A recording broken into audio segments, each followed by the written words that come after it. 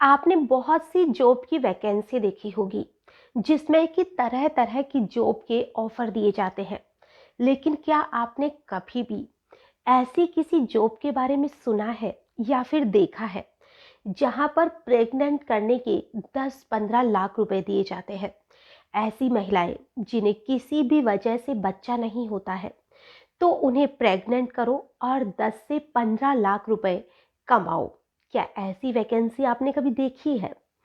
जी हाँ, आजकल ऐसा एक ट्रेंड फेसबुक पर खास तौर से बहुत ज़्यादा चल रहा है, जहाँ पर एक ऐड जगह जगह दिखाया जा रहा है कि अमीर महिलाओं को प्रेग्नेंट करो और 10 से 15 लाख रुपए कमाओ। तो आइए जानते हैं आखिर इस चीज में कितनी सच्चाई है। ये जो ऐड है वो किस चीज का दिखाया जा रहा है, यही सारी जानकारी हम आगे जानने वाले हैं। नमस्कार, आदाब, सत श्री अकाल। मैं हूं नंदिनी यादव। आज जो मैं आपको घटना सुनाने वाली हूँ या कहे कि जिस ऐड के बारे में मैं आपको बताने वाली हूँ, इसकी शुरुआत करता है एक व्यक्ति जिसका नाम होता है मुन्ना। जो मुन्ना था वो बिहार के नवादा का रहने वाला था और वो वहाँ से कमाने के लिए राजस्थान के मेवाड़ में आ जाता है। और वो मेवाड़ में आने के बाद 5 साल तक वहीं पर नौकरी करता है और वो अपने घर वालों को अच्छे खासे पैसे भेजता है। और उसके घर वाले भी काफ़ी खुश थे कि चलो उनका जो बेटा है या उनका जो पति है वो अच्छी खासी नौकरी कर रहा है।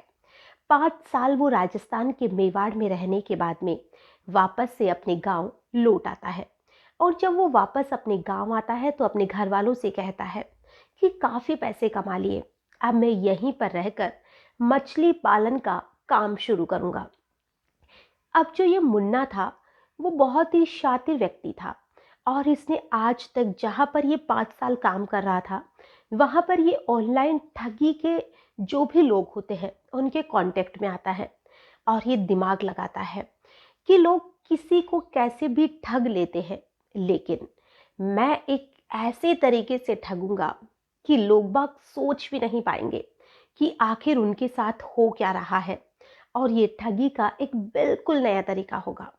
मुन्ना ने ऐसा ही किया और उसने जो मछली पालन का काम बताया था अपने घर वालों को, वहीं पर पास में एक तालाब था जिसके पास में वो एक अच्छा खासा जो उसी के खेत के पास में था वो उसे पूरी तरह से सही करवाता है। एक मचान बनाता है जो कि थोड़ी ऊंचाई पर होता है, जहाँ पर अगर कोई भी व्यक्ति बैठकर काम करेगा तो वो दूर दूर तक का देख सकेगा। नीचे उसने एक बहुत ही अच्छे तरीके से कमरा बनाया जहाँ पर मोबाइल फ़ोन हो, चार्जर हो, प्रिंटिंग मशीन हो, सारी चीज़ें वो आसानी से रख सके। अब उसने गांव के ही लगभग 10-15 लड़कों को हायर किया और उन्हें ट्रेनिंग दी, यानी कि मछली पालन की। लेकिन धीरे धीरे वो उन्हें जो मछली पालन का काम था उसके साथ साथ वो उन्हें ठगी का काम भी सिखाने लगा, यानी कि मोबाइल फ़ोन पर बात करना, कि कैसे मोबाइल फ़ोन पर लोगों से ठगी करनी है। जो लोग थे उन्हें उसने झांसे में लिया कि तुम्हें जितनी भी कमाई होगी उसका 30% दिया जाएगा। अब जो गांव के लोग थे, गरीब लड़के थे, पर कोई कॉलेज स्टूडेंट था तो कोई और कुछ काम कर रहा था, उन्हें पैसों की ज़रूरत थी तो वो उसकी बातों में आ जाते हैं। और अब मछली पालन के नाम पर एक अलग ही तरह की ठगी की जाने वाली थी। अब ये जो ठगी थी उसमें ये ऐसे लोगों को टारगेट करता है, यानी कि जो मिडिल क्लास फैमिली के हो। अधिकतर इनका यही मकसद होता था। जो बहुत पैसे वाले थे उनके बारे में उन्हें लगता था कि ये जल्दी से झांसे में नहीं आएंगे, लेकिन जो मिडिल क्लास वाले हैं वो जल्दी से झांसे में आ जाएंगे। वो जो उनके मोबाइल फ़ोन था उनका डेटा निकलवाता है। डेटा निकलवाना आजकल कोई बड़ी बात नहीं होती है। जो भी मोबाइल फ़ोन नंबर होते हैं वो हम आसानी से किसी से भी निकलवा सकते हैं, जिसमें हमें एक लिस्ट दी जाती है। बहुत से लोगों को देखा होगा आपने या आपके पास भी बहुत सी कंपनीज के लोन लेने देने वालों के बहुत से लोगों के फ़ोन आते हैं। अब आप सोचते होंगे कि ये मोबाइल नंबर हमारा उनके पास कैसे जाता है? ये डेटा के थ्रू ही जाता है। बहुत सी कंपनीज होती है जो डेटा सेल करती है और वो इसी में हमारा नंबर भी उनके पास चला जाता है। वो भी उसी हिसाब से लोगों से नंबर लेते हैं और उसी पर कॉल करने का काम शुरू किया जाता है, यानी कि टेली कॉलिंग उन लड़कों से करवाई जाती है। और उन्हें कहा जाता है कि हम ऑल इंडिया प्रेग्नेंट जॉब से बोल रहे हैं, क्या आप इसमें इंटरेस्टेड है? तो उन्हें बताया जाता है कि यहाँ पर आपको अमीर महिलाओं को गर्भवती करना है और इसके बदले में आपको 10 से 15 लाख रुपए दिए जाएंगे, और अगर आप नहीं भी कर पाते हैं तो भी आपको 5 लाख रुपए तो दिए ही जाएंगे। आपकी जहाँ पर आपको भेजा जाएगा उसका जो खर्चा है वो भी पूरा गवर्नमेंट उठाएगी। यानी कि उनका मकसद ये था कि ये जो सारा काम है वो गवर्नमेंट का है और ये पूरा काम गवर्नमेंट के थ्रू ही हो रहा है। बहुत से लोगों को फ़ोन किया जाता था, रोज़ बहुत से लड़के बिठा रखे थे, जिसमें से बहुत से लोग झांसे में तो आते ही, क्योंकि उन्हें तो फ्री में 10-15 लाख रुपए दिए जा रहे थे, साथ ही खूबसूरत महिलाएं मिल रही थी, घूमने के लिए अच्छी जगह मिल रही थी, 3 स्टार होटल में उन्हें रुकवाया जाने वाला था, तो झांसे में आना तो लाजमी था।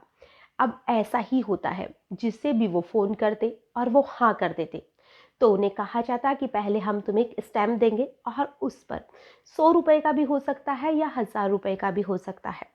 उस पर तुम लोगों को ये लिखना है कि ये भी जो मैं काम कर रहा हूँ वो अपनी और अपने घर वालों की मर्जी से कर रहा हूँ। जो भी बच्चा होगा उसमें मेरा कोई भी अधिकार नहीं होगा। आने वाले भविष्य में ना ही मैं उस महिला से दोबारा मिलने की कोशिश करूँगा, ना ही मैं उसके बारे में जानने की या उस बच्चे को लेने की कोशिश करूँगा।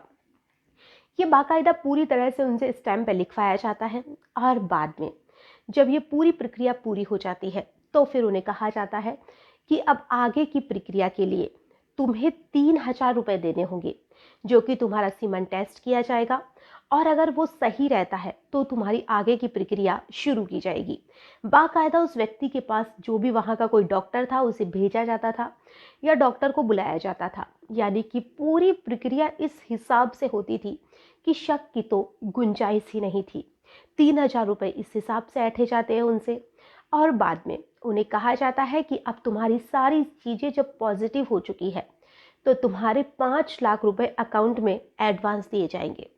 और उनके मोबाइल फ़ोन में वो इस हिसाब से ठगी करता था कि उनके नंबर पर बैंक की तरफ से एक मैसेज शो होता था, जिसमें दिखाया जाता था कि तुम्हारे अकाउंट में 4,70,000 या 75,000 रुपये के आसपास आ चुके हैं, और तुम्हें इन पैसों को निकालने के लिए पहले हमें जीएसटी देनी होगी।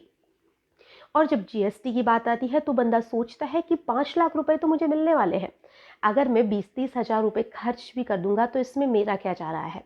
और वो जो अकाउंट नंबर बताया जाता था उस पर 20 या 30-40 जितने भी वो मांगते थे उतने पैसे उसमें जमा करा दिए जाते थे। और जैसे ही वो पैसे जमा होते थे, अब जिस भी व्यक्ति का वो फ़ोन नंबर था या जिससे भी कॉल किया जाता था, वो नंबर या तो बंद हो जाता था या फिर ब्लॉक कर दिया जाता था। और ये उनका पहला केस नहीं था, इस हिसाब से उसने हज़ारों लोगों को लूटा था, और लोग झांसे में भी बहुत ही आसानी से आ जाते थे। कुछ लोग लड़कियों के चक्कर में झांसे में आते थे तो कुछ लोग पैसों के चक्कर में आते थे, और यहाँ पर तो सभी को दोनों चीज़ें मिल रही थी, तो झांसे में आना तो बहुत ही नॉर्मल सी बात थी। अब यहाँ पर यह भी था कि जो भी व्यक्ति उनके झांसे में आता था वो किसी को कहने लायक भी नहीं बचता था, क्योंकि वो अपनी बीवी को बताता तो उसकी वहाँ पिटाई होने वाली थी, अपने माँ बाप को बताता तो वहाँ भी उसे बहुत कुछ सुनने में मिलने वाला था कि जाओ और करो किसी को प्रेग्नेंट और पैसे कमाओ। ना ही वो अपने दोस्तों को बता सकता था, क्योंकि वहाँ पर भी उसकी बहुत ही मजाक बनने वाली थी। ये एक ऐसा केस हो रहा था जहाँ पर वो व्यक्ति किसी को बताने लायक भी नहीं था और वो झांसे में आता जा रहा था। इस हिसाब से उन्होंने बहुत से लोगों को लूटा, और वो फेसबुक पर बाकायदा ऐड किया करते थे। ऐसे लगता था कि जैसे वाकई में गवर्नमेंट का ही कोई ऐड करवा रहा हो।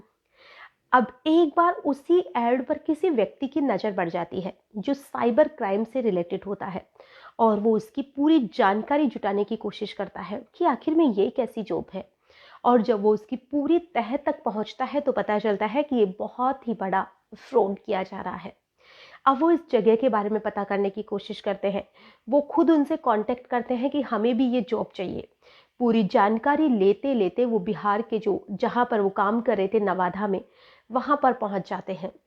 वहाँ के गांव के आसपास के लोगों से पूछताछ की जाती है तो पता चलता है कि 10-15 लड़के तो हैं जो मचान पर बैठकर बस फ़ोन पर बात करते हैं। हालांकि ये जो तालाब था या जहाँ पर वो काम करते थे वो गांव से थोड़ा दूर था, लेकिन फिर भी गांव वालों की आते जाते नज़र तो पड़ती ही है।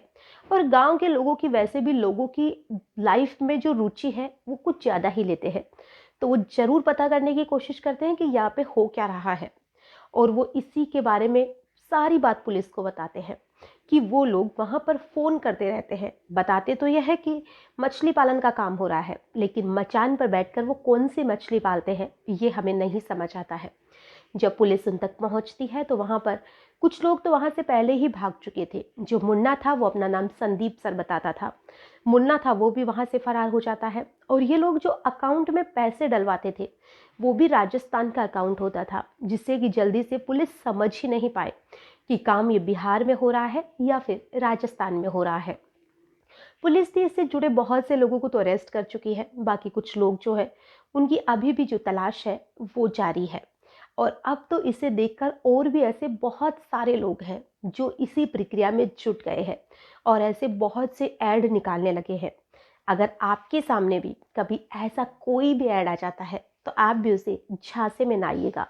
ऐसा ना हो कि 30-40 या 50,000 रुपए आप लुटा बैठो और आपके हाथ कुछ भी ना लगे, ना ही खूबसूरत महिला लगे, ना ही पैसे लगे। तो इससे तो अच्छा है कि आप जो भी अपना काम कर रहे हैं मेहनत मजदूरी करिए, अच्छे से अपने लिए पैसे कमाइए और ऐसे झांसे से दूर रहने की कोशिश करिए। आज के लिए बस इतना ही, फिर मिलेंगे किसी नई घटना में। तब तक के लिए नमस्कार।